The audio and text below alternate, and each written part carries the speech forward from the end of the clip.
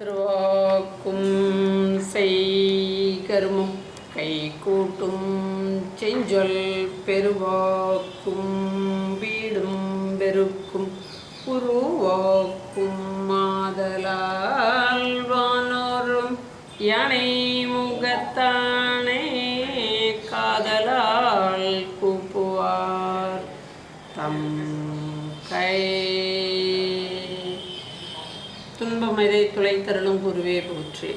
தருமபுரம் ஆதீனம் குரு சன்னிதானங்களுக்கும் குருமார்களுக்கும் எனது தகப்பனார் கே நல்ல குருந்தப்ப சுவாமி அவர்களுக்கும் முதல் கண் என் வணக்கத்தை தெரிவித்து கொண்டு இவ்வாண்டு குரோதி வருஷம் பிறந்த இந்த வருஷத்துடைய பஞ்சாங்கப்பட்டி நாம் படிக்கிறதாக இருக்கிறோம். இது ராஜன் ஐயங்காரால் கடையக்குடி ராஜன் ஐயங்காரால் எழுதப்பட்டது. அவரிடம் நான் பஞ்சாங்க கணிதம் படித்திருக்கிறேன். அவர் எழுதின அந்த பஞ்சாங்கத்துடைய இந்த பஞ்சாங்க பட்டினத்தை நாம் இன்று படிப்போம். பிரம்மதேவன் முதலிய தேவர்களால் எல்லோரும் சகல காரியத்தை உடைய துவக்கத்திலேயே யாரொருவரை வந்தனம் செய்து பல சித்தி அடைகிறார்களோ அந்த யானை முகத்தானை வந்தனம் செய்கிறேன். ஞானானந்த ஸ்வரூபமாகிய நிர்மலமான சரீரத்தோடு கூடியவரும் எல்லா வித்தைகளுக்கும் இருப்பிட தேவதையான அயக்ரீவரை உபாசிக்கிறேன். ஆச்சாரியாலின் அஞ்ஞையின் பேரில் கௌசிக கோத்திரமாகிய சமுத்திரத்திற்கு மணியம் ஸ்ரீ வெங்கட கிருஷ்ண தீட்சிதர் குமாரருமான ஸ்ரீ ஸ்ரீனிவாச என்ற பெயர் பெற்ற தெய்வக்கும் சிகாமணி அவர்களின் சிஷியன் எஸ் ராஜன் ஐயங்கார். இவர் எனது குரு மீனாட்சி அழகப்பனுடைய பஞ்சாங்க குரு. ஐயங்கார் கடையக்குடி சந்தானம் ஐயங்கார் அவர்களின் குமாரர். கணிக்கலான இப்பஞ்சாங்கம் சூரியன் சந்திரன் நட்சத்திரங்கள் உள்ள வரை வழங்கப்படும். விந்திய பர்வதத்திற்கு வடக்கே பார்ஹஸ்யபத்தியமானமும் தெற்கே சௌர சாந்திரமானமும் ஏற்றுக்கொள்ளத்தக்கதாகும். சௌர சாந்திரமானத்தால் குரோதி வருஷம் என்ற நடப்பு வருஷத்திற்கு பெயர். இவ்வருஷத்திற்கு சென்ற சாலிவாகன சகாப்தம் 1946, சென்ற கலியுக சகாப்தம் 5125. சௌர சாந்திரமானப்படி உள்ள இந்த குரோதி வருஷத்திற்கு ராஜா முதலிய அதிபதிகளும் வருஷ தானியாதிகளும் எழுதப்படுகின்றன. மேகம் வருஷம் தானியாதிகள். மேகம் துரோண மேகம் வருஷம் 3, தானியம் 9, திருணம் 3, சீதம் 11, உஷ்ணம் 15, மாருதம் 11, பிரதலிருத்தி 13, பிரஜாஷயம் 13, ராஜ விவரம் 3, உக்ரம் 3, புண்ணியம் 3, பாபம் 3, வியாதி 1, வியாதி சாந்தி 7, ஆசாரம் 1, அனாசாரம் 9, ஜனனம் 13, மரணம் 9, தேசோபத்தியம் 11, தேசஸ்வாஸ்தியம் 11, சோரபயம் 1, சோரநாசனம் 1, அக்னி பயம் 1, அக்னி சாந்தி 1, துஷ்ட நிக்கிரக 4, துஷ்ட பரிபாலனம் 0, பிராணி சௌபாக்கியம் 0, பிராணி துக்கம் 0, மகோத்பாதம் 0, நஷ்டகம் 4, வித்யுத் 6, சிலாவர்ஷம் 3, கர்ஜிதம் 3, அதிவிருஷ்டி 7, அனாவிருஷ்டி 3, மூஷிகம் 3, சலபம் 17, சுகம் 3, ஸ்வசக்ரம் 13, பரசக்ரம் 17, சர்ணம் 0, ரஜதம் 6, தாம்பரம் 0, காம்ஸ்யம் 8, லோகம் 12, அயம் 6,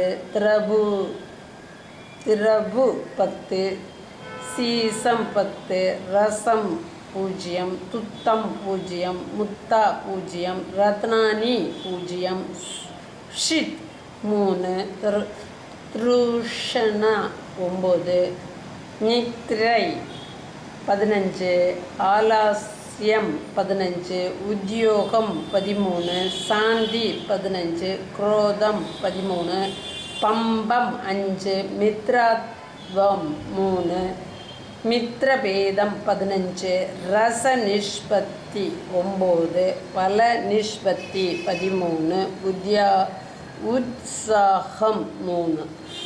ஆக இந்த மாதிரி தான் இந்த வருஷம் இருக்கும். அதில் இந்த அக்னி அது இது அந்த தங்கமெல்லாம் பூஜ்ஜியமாக இருக்குது அப்படின்னா என்ன அர்த்தம்? விலை ஏறிக்கிட்டே இருக்கும்னு அர்த்தம். நவநாயகர்களில் ராஜா செவ்வாய், மந்திரி சனி பகவான், சேனாதிபதி சனி பகவான், சஸ்யாதிபதி செவ்வாய், தானியாதிபதி சந்திரன், அர்க்யாதிபதி சனி, மேகாதிபதி சனி, ரசாதிபதி குரு, நிரசாதிபதி செவ்வாய். சுக்கிரனுக்கு எதுவும் பதவி இருக்க மாதிரி தெரியல. ராஜா செவ்வாய். பலன்: நல்ல மழை பெய்து பூமி எங்கும் செழிப்பாக இருக்கும். உளுந்து முதலிய கருப்பு தானியங்கள் நன்றாக விளையும். மந்திரி சனி. பலன்: காற்றுடன் கூடிய மேகங்களால் குறைவான மழையும் சுமாரான பயிர் விருத்தியும் முஸ்லிம்கள் விருத்தியும் அடைவார்கள். சேனாதிபதி சனி. பலன்: அவர் ஜனங்கள் அதர்மத்தோடும் அரசர்கள் சேனையோடும் கூடியிருப்பார்கள். குருவை உளுந்து முதலிய கருப்பு தானியங்களில் நன்றாக விளையும். குருவை உளுந்து முதலிய கருப்பு தானியங்கள் நன்றாக விளையும். இதில் சசாதிபதி செவ்வாய். பலன்: குறுகிய கால பயிர்கள் நன்றாக விளையும். துவரை, கடலை முதலிய சிவப்பு தானியங்கள் சிவப்பு பூமியில் நன்றாய் விளையும். தானியாதிபதி சந்திரன். பலன்: பசுக்கள் நன்றாய் பால் கறக்கும். அதிக மழை பெய்யும். ஜனங்கள் நோய் இல்லாமல் இருப்பார்கள். அர்க்யாதிபதி சனி. பலன்: மழை சுமாராக இருக்கும். ஜனங்கள் திருடர்கள் நெருப்பு ஆகியவற்றினால் பயத்துடன் இருப்பார்கள். கருப்பு தானியங்கள் நன்றாக விளையும். மேகாதிபதி சனி. பலன்: பயிர் சுமாராகவும் விளை மலிவும் ஏற்படும். சிற்சில இடங்களில் மழை பெய்யும். எள்ளு முதலிய கருப்பு தானியங்கள் நன்றாய் விளையும். ரசாதிபதி குரு. பலன்: நல்ல மழை பெய்து பயிர்கள் நன்றாக விளையும். ஜனங்கள் சௌபாக்கியமாக இருப்பார்கள். நிரசாதிபதி செவ்வாய். பலன்: சந்தனம், அகில், கஸ்தூரி, பவளம், ரத்னம், வஸ்திரங்கள் விருத்தியும் விலை ஏற்றமும் உண்டாகும். குரோதி வருஷ பலன்: ஜனங்கள் பயத்துடன் இருப்பார்கள். அரசர்கள் குரோத மனப்பான்மையுடன் இருப்பார்கள். பயிர்கள் நன்றாக விளையும். நல்ல மழை உண்டு. இவ்வருஷத்திற்கு மழை 2 மரக்கால். மரக்காலின் பிரமாணம் 60 யோஜனை விஸ்தீரணமும் 100 யோஜனை உயரமும் தேவமானத்தால் நிர்ணயிக்கப்பட்டது. அதில் 10 பங்கு சமுத்திரத்திலும் 7 பங்கு மலைகளிலும் 2 பங்கு பூமியிலும் வர்ஷிக்கும். குருச்சார பலன். இவ்வருஷம் சித்திரை மாதம் 17ஆம் தேதி வரை மேஷ ராசியில் இருப்பதால் அதிக மழையும் ஆடுகளுக்கு கெடுதியும் அரசர்களுக்கு கலவரமும் உண்டாகும். ஆனாலும் ஜனங்கள் சௌபாக்கியமாக இருப்பார்கள். அதன் பின் வருஷம் பூராவும் ரிஷப ராசியில் சஞ்சரிப்பதால் பசுக்கள், பெண்கள், குழந்தைகள் இவர்களுக்கு குறைந்த கெடுதி உண்டாகும். மழை சுமாராக பயிர்களுக்கு கெடுதியும் ஏற்படும். சனிச்சார பலன். இவ்வருஷம் பூராவும் கும்பராசியில் சஞ்சரிப்பதால் அதிக காற்றும் மழையும் மழை குறைவால் பயிர்களும் சேதம், நாட்டில் யுத்தமும் கலகமும் உண்டாகும். துரோண மேக பலன். எல்லா தேசங்களிலும் நல்ல மழை ஏற்படும். மத்திய தேசத்தில் அதிவிருஷ்டி உண்டாகும். பொதுவாக எல்லா தேசங்களுக்கும் நன்மை ஏற்படும். மகர சங்கராந்தி தேவதையும் லட்சணமும் பலனும்.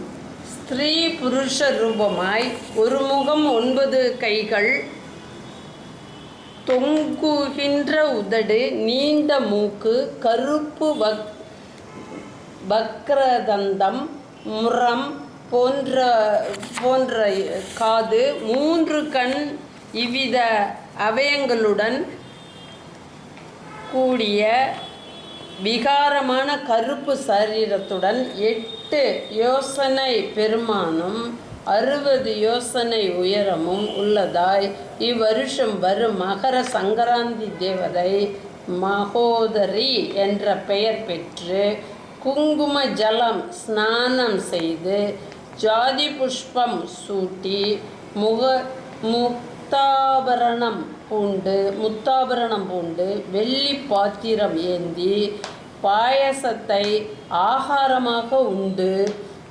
வாழைப்பழம் பட்சித்து புலி வாகனம் ஏறி பிண்டி பாலயுதம் பிடித்து கத்தியை தரித்தும் கொண்டு சிவப்பு குடை பிடித்து தப்பு வாத்தியம் முழங்க சேஷ்டையுடன் உட்கார்ந்த அவஸ்தையில் வடக்கு முகமாக திரும்பிக் கொண்டு தெற்கு திக்கை நோக்கி செல்வாள். வார பலன். கலகம் நாமம் பலன். வியாதி ஸ்நானம் பலன். சுமங்கலிகளுக்கு கெடுதல். கந்த புஷ்ப ஆபரண பாத்திர பலன். சுமங்கலிகளுக்கு பெண்களுக்கும் ரத்ன பரீட்சை செய்வோருக்கும் பணக்காரர்களுக்கும் கெடுதல் உண்டாகும். ஆகாரம் பலன். மத்தியமம் பட்சண பலன். பழவர்க்கத்திற்கு கெடுதல். வாகன பலன். மிருகங்களுக்கு கெடுதல். ஆயுத தாரண வாத்திய சேஷ்டா பலன். சூரர்களுக்கும் பராக்கிரமசாலிகளுக்கும் அரசர்களுக்கும் பிச்சை எடுப்போருக்கும் கெடுதல். திக்யான பலன். தெற்கு திக்கில் இருப்பவர்களுக்கு அசௌரியம் அபிமுகம் பலன். பிராமணர்களுக்கும் சத்திரியர்களுக்கும் அசௌகரியம் உண்டாகும். அஸ்தமனங்கள். செவ்வாய்க்கு இவ்வருஷம் அஸ்தமனம் இல்லை. குருவுக்கு சித்திரை மாதம் 20ஆம் தேதி முதல் வைகாசி 20ஆம் தேதி முடியவும் புரட்டாசி 29ஆம் தேதி வக்ரமாகி தை 29ஆம் தேதி வக்ர நிவர்த்தியும் ஆகிறார். சுக்கிரனுக்கு சித்திரை 25ஆம் தேதி முதல் ஆணி 23ஆம் தேதி முடிய, பங்குனி 7ஆம் தேதி முதல் 17ஆம் தேதி முடியவும், சனிக்கு மாசி 15ஆம் தேதி முதல் பங்குனி 15ஆம் தேதி முடியவும் அஸ்தமனங்கள் சம்பவிக்கும். வருஷ பிரத யோகங்கள் வருஷாரம்பம் முதல் வைகாசி 7ஆம் தேதி வரை சுக்கிரன் சூரியனோடு சேர்ந்து செல்வதால் மழை குறைவாகவும், அதன் பின் சூரியனுக்கு முன்னு இணைந்து செல்வதால் நல்ல மழையும் பெய்யும். அது எப்படி? வைகாசி 7 வரைக்கும் குறைவா, அதுக்கப்புறம் சூரியனுக்கு முன்னாடி சுக்கிரன் போகிறதால மழை பலன் இருக்கும். இந்த 12 ராசியின் ஆதாயம் செலவு. மேஷத்துக்கும் விருச்சிகத்துக்கும் ஆதாயம் 8, செலவு 14. ரிஷபத்துக்கும் துலாத்துக்கும் ஆதாயம் 2, செலவு 8. மிதுனத்துக்கும் கன்னிக்கும் ஆதாயம் 5, செலவு 5. கடகத்துக்கு ஆதாயம் 5, செலவு 11. சிம்மத்துக்கு ஆதாயம் 2, பலன் அந்த செலவு 14. தனுஷ் மீனம் ஆதாயம் 11, செலவு 5. மகரத்துக்கும் கும்பத்துக்கும் ஆதாயம் 14, செலவு 14. ஆக மொத்தத்தில் ஆதாயம் 17, ஆதாயம் 47, செலவு 71. ஆக மொத்தம் செலவு தான் அதிகம். பஞ்சாங்க ஸ்ரவண பலன்.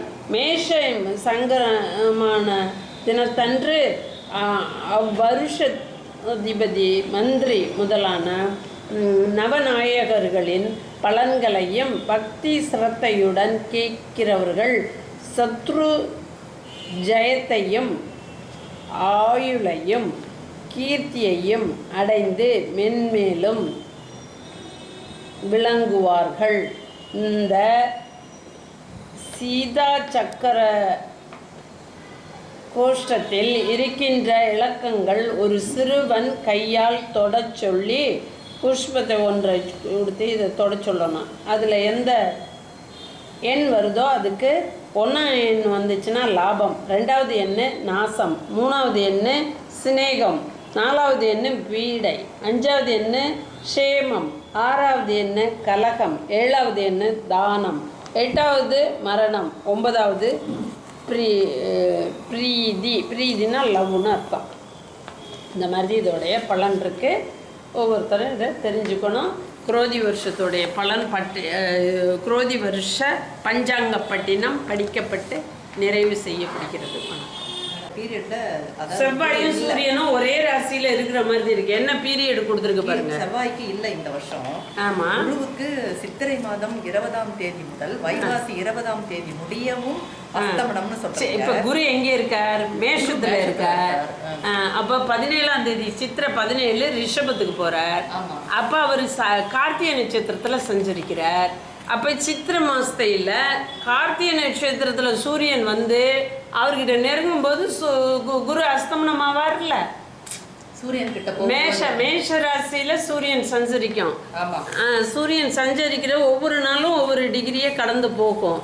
இப்போ வந்து அந்த மேஷ மாசத்தையில் 17ஆம் தேதி, அதாவது வைகாசி 17 இல்லை சித்திரை 17 20ஆம் தேதி, சித்திரை மாதம் 20ஆம் தேதி வெள்ளிக்கிழமை தசமி திதியோட கூடுன இந்த அமைப்பு. 20ஆம் தேதினா 20 டிகிரி சூரியன் தாண்டி இருக்கு. 20 டிகிரினா 13, 20 வரைக்கும் மேஷம் அஸ்வினி, 13லேருந்து அதுக்கப்புறம் வர்ற 26, 40 வரைக்கும் பரணி. அப்போ அங்கே இருக்குது. இது வந்து இப்போ சூரியன் வந்து அந்த இடத்துல சஞ்சரிச்சுக்கிட்டு இருக்கு. அப்போ சஞ்சரிக்கும் போது 20ஆம் தேதி 20 டிகிரி கிட்ட சஞ்சரிச்சுக்கிட்டு இருக்கும்போது பரணி நட்சத்திரத்தில் சஞ்சரிக்குது. அப்போ வந்து குரு எங்கே இருக்காருன்னு நம்ம இப்படி போகணும். அப்போ குரு வந்து ஏறத்தாழ வந்து அந்த அதே நட்சத்திரத்தில் தான் அவர் இருக்கார். எத்தனாம் தேதி? மே 4ஆம் தேதி தானே அவர் வந்து பெயர்றார். 17ஆம் தேதி பெயர்றார். அப்போ அந்த ஒரு நட்சத்திர சஞ்சரமாக இருக்கிறதுனால அஸ்தமனம் ஏற்படுத்தும், முன்னையும் பின்னையும். சூரியனோட ஒரே நட்சத்திரத்துல அப்படி ரொம்ப நெருங்கி அவங்க இருந்தாங்கன்னா சூரியனுக்கு முன்னாடி அவங்க பவர் கிடையாது. அவங்க சும்மா அடக்கி வாய்ச்சிக்கிட்டு இருக்கணும். அப்போ அவங்களுக்கு குரு திசை நடக்குது, நமக்கு நல்ல இன்டர்வியூவில் வின் பண்ணிட்டு வந்துருவோம்னா அஸ்தமனம் ஆகியிருக்கையில் குரு திசை எப்படி பலனை கொடுக்கும்? அது இப்போ அந்த பீரியட்ல குழந்தை பிறக்குது, குரு வந்து அங்க இருக்கிறாருன்னா அஸ்தமன குரு உள்ளவர் தான் அவர். ஆனா அப்படி வந்து நாம ஜாதகம் எழுதும் போது அதை எழுதுறதுக்கா குரு வந்து அஸ்தமனம்னு அது சும்மா அந்த இது ஜாதகத்தோடைய பிரிச்சு பிரிச்சு எழுதும்போது எழுதிடுவோம். அஸ்தமனம் குரு அஸ்தமனம் நல்ல காசு நிறைய கொடுத்து அவங்க அவர்ஸை வந்து நம்ம கூலி கொடுத்து வாங்கினோம்னா ஜோசியர் எழுதி கொடுத்துருவாரு. ஜாதகம் எழுதி கொடுத்துருவாங்க. எழுதி கொடுத்ததுக்கப்புறம் அது வந்து பர்ஃபெக்ஷன்லாம் பார்க்கணும். அது எப்படி இருந்துச்சு, என்ன சோடில் இருந்துச்சு, வேக்சிங் சூரியனா போனிங் சூரியனா. வேக்சிங் சூரியனா துலாத்தில் நீச்சம், துலாத்தை விட்டு விருச்சியத்துக்கு அவர் பிரயாணம் ஆனார்னா கொஞ்சம் கொஞ்சமாக வளர்ந்துக்கிட்டு வர்றாருன்னு அர்த்தம். சித்திரை மாதம் வரும்போது உச்சம், அப்போ மேக்சிமம் வளர்ந்துடுறாரு. அப்போ பாக்ஸிங் சூரியன் அது, அதாவது வளர் சூரியன். மேஷத்துக்கு வந்ததுக்கப்புறம் மறுபடியும் ரிஷபத்துக்கு போவார் இல்லையா, அது வார்னிங் சூரியன். துலாம் வரைக்கும் சூரியனுக்கு அதான் துலாம் வந்து நீசமானத்துல இருந்து வளர்றாரு. அப்புறம் வளருது. வாங்க வாங்க, அது மாதிரி உட்காருங்க. ஃபேன் இல்லாமல் வெறிப்பாடு. பஞ்சாங்கம் படிக்க ஒரு வருஷத்துடைய பலனை தெரிஞ்சுக்க ஏன் செய்கிறோம் அப்படின்னு கேட்டாக்கா, கிரகங்களுடைய அமைப்புகளில் 9 நவநாயகர்களும் அந்த வருஷத்தில் எப்படி இருக்காங்க அப்படின்னா, இந்த வருஷத்தில் நம்ம பார்த்தபோது சுக்கிரனுக்கு எந்த பதவியுமே இல்லை இல்லையா. 2 தவணை சனி பகவான் மந்திரியாகவும் வர்றார், அதுக்கப்புறம் வந்து தனியாதிபதியாகவும் அவர் வர்றார். அதே போல் ராஜாவாகவும் வர்றார் செவ்வாய், அதுக்கப்புறம் வந்து ரசாதிபதியாவோ என்னவோ வர்றார் இல்லையா. இப்படி வரும்போது இவங்கெல்லாம் எத்தனை double promotion, double part of பவர்லேயும் இருக்காங்க. ஸோ ஃபுல்லாக இக்னோர் பண்ணிவிட்டு அவங்களே பார்ட்டிசிபேட் பண்ணாமல் ஒதுங்கியும் இருக்காங்க. அடுத்து வந்து இந்த அஸ்தமனம்னு சொல்கிறது, செவ்வாய்க்கு இந்த வருஷம் சுத்தமாக அஸ்தமனமே இல்லை. அது ஒரு குட் இன்ஃபர்மேஷன். அப்போ நம்ம வருஷ பலனை தெரிஞ்சுக்கும் போது தோராயமாக இந்த வருஷம் கசக்குதா புளிக்குதா இனிக்குதா அப்படின்னு சுவை அறிந்து கொள்றதுக்கு படிக்கிறோம். அடுத்து வந்து தெய்வத்தை பார்த்தவங்கன்னு இருக்காங்க. இப்போ நம்ம வந்து தெய்வம் எப்படி இருக்குன்னு சொன்னால் நம்ம குழந்தைங்கள்லாம் அதெல்லாம் நம்பாதுங்க. ஆனால் அதுகள்கிட்ட சொல்லணும். விறகை கொண்டு போய் அடுப்பில் வச்சோம்னா அடுப்பில் வைக்கிற விறகுல அந்த கட்டையில் நெருப்பு வருது. நீ போய் இரும்பு ராடை வச்சுன்னா நீ சுபாவத்துக்கு அது பற்றி எரியிறத பார்க்க முடியாது. அது ரொம்ப டெம்பரேச்சரில் தான் பற்றி எரியும். இந்த விறகை வச்சோம்னா விறகு எரியுது. எரியும் போது அதுக்கு ஃப்ளேமும் அந்த சூடும் அந்த விறகுக்குள்ளானே ஒழிஞ்சிக்கிட்டு இருந்தது. நம்ம சாதாரணமாக தொடுறோம், எரியும் போது அதை தொட முடியாது. அப்படி இருக்கிற தெய்வன்றது எப்படி இருக்கும்னு உணர்ந்தவர்கள், ஜப தப பூஜைகள் பண்ணினவர்கள், பெரிய குருக்களால் ஹேண்டில் பண்ணப்பட்ட வளர்க்கப்பட்ட பிள்ளைகள், இவைகள்லாம் வந்து இந்த உண்மையின் ரகசியங்களை வந்து அப்பப்போ எடுத்து சொல்லுவாங்க. அப்போ இந்த கிரகாதிகள்கிட்ட இருக்கக்கூடிய நேச்சரை எடுத்து பிரித்து அக்குவேர் ஆணி வேறையாக அதோடைய பண்புகளை சொல்கிறதுக்கு கேழ்வரகுன்னு சிறுதானியத்தில் ஒன்று இருக்குது, அதில் காப்பர் இருக்குது. அந்த காப்பர் தான் வந்து கேழ்வரகுல சிவப்பு கலரை கொடுக்குது. ரொம்ப சாதாரணமாக அது வந்து சோறாக்கி நம்ம சாப்பிட்றதில்ல, நல்ல திருகையில் வச்சு அரைச்சிட்டு அது கூழாக்கி நம்ம குடிக்கிறோம். அந்த கேழ்வரகு சாப்பிட்டுக்கிட்டே இருக்கிறவங்களுக்கு சீக்கிரம் திரை வருவதில்லை. 100 வயசானாலும் அவங்க லாங் லைஃப் இருக்கிறாங்க. அதே போல் அது சூடு. நவதானியங்கள், நவகிரகங்கள், நவநாயகர்களுடைய பண்பியல் தெரிஞ்சுக்கிறதுக்கு, அதே போல் நம்மளுக்கு நம்ம பரிச்சயத்தில் உள்ள பண்பியல் தெரிஞ்ச பொருள்களோட கம்பேர் பண்ணி குருமார்கள் நமக்கு எடுத்து சொல்லுவாங்க. குருமார்கள் எடுத்து சொல்கிறதுல என்ன விசேஷம் இருக்குன்னா, நமக்கு சந்தேகம் வரும்போதெல்லாம் அவங்கக்கிட்ட கேட்டோம்னா நம்ம சந்தேக பேயை வெளியே விரட்டுவாங்க. குரு எப்படிப்பட்டவங்கன்னா, அதோடைய வேர் நல்ல பூமியில் படர்ந்து அது நல்ல ஸ்டாக்காக இருக்கிறதுலேருந்து வந்த தாமரை மலர் அந்த கொடி வந்து அதிலேருந்து வர்ற தாமரை மலராக தண்ணிக்கு மேலே மிதந்துக்கிட்டு இருக்கிறது. அது எப்போ எதை வேணாலும் அவர்கிட்ட கேட்டோம்னா அவர் தங்குதடை இல்லாமல் எடுத்து சொல்லுவார். அதனால தான் குரு மூலமாக தெரிஞ்சுக்கணும். இல்லாட்டினா இந்த சினிமாவில் படம் எடுக்கிற மாதிரி